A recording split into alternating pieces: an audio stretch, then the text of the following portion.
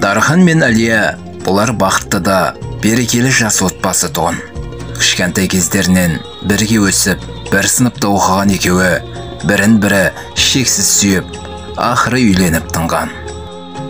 Уақыты келе жұбайы жүкті болып, баласын өмірге әкелу үшін перзентханаға жатады. Өкінішке орай, дәрігерлер баланы аман-есен тудырғанымен Әлияның өмірін сақтай алмады.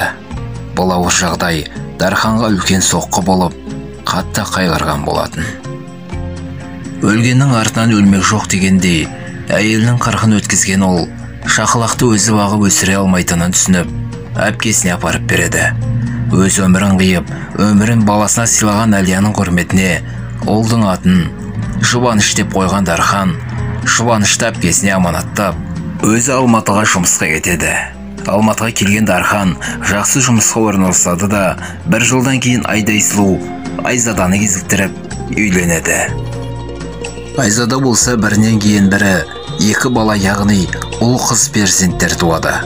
Арадан 2 жыл өтіп, Айзаданың қарсылығына қарамай, Дархан семейдегі әпкесіне берген ұлын отбасына алып келіпті. Әкелгені құрсын.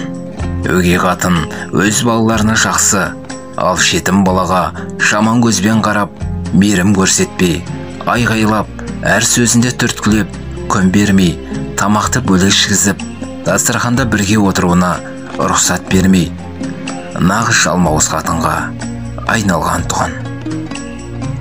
Сонымен бір күні аяқ астынан Айзадаға төркін жағынан қонақтар келіп, өгей қатын туыстарын күтуге кіріседі. Қонаққа арнап жасалған дастарханда түрлі тағамдар, жемістер бар. Жұбаныш шеткері тұрған, жүзінен жегісі келіп, қолын созғаны сол еді. Өгей шешесі қолынан оқтаумен бір салып, тәрелкедегі кішкене күрішімен қоса қылтимаға қуып шығады. Толығатын долданып, сол жерде қозғалмай отыр, ырбимай. Қонақтар кеткенде бір-ақ шығасың, дауысың да шықпасын қу жетім. Жаныңды шығарамын деді де, есікті тарс жауып, ішке кіріп кетті. Жұбаныш болса ішке кірсе, өгей шешесінен оңбай таяқ жейтінін біліп, сол жерде көзінен сорасы аққан күйі ұйықтап кеткен екен. Сонымен не керек, үйдегілер тынышталып қонақтарын қайтарған Айзада өз балаларын бөлмелеріне ұйықтатуға алып кіріп, қылтимадағы Жұбанышты мүлдем ұмытып кетіпті. Дархан болса кеш түссе, жұмыстан келіп, балаларын сұраса елі, бәрі ұйықтап қалды жаным, бары оятпай-ақ қой, бүгін қатты шаршады, деді. Жұмыстан онсыз да шаршап ештеңеге зауқы болмай тұрған Дархан тамақтанып болғасын, қалың ұйқыға кетеді. Түсінде көзінен сорасы аққан Әлия кіріп, мырзам, ұлыңның жағдайын көріңізші деп жалынады. Оянып кеткен ол Айзададан Жұбаныш жайлы сұрады. Әйелі бұртиып, айттым ғой сізге, ұйықтап жатыр деді. Еркектің көңілі тынышталып, ұйқыға кетті. Көзі іліне сала, Әлия тағы түсіне кіріп, ұлыңыздан хабар алыңыз деймін, неге бейқам жатсыз деп жағасына жармасады.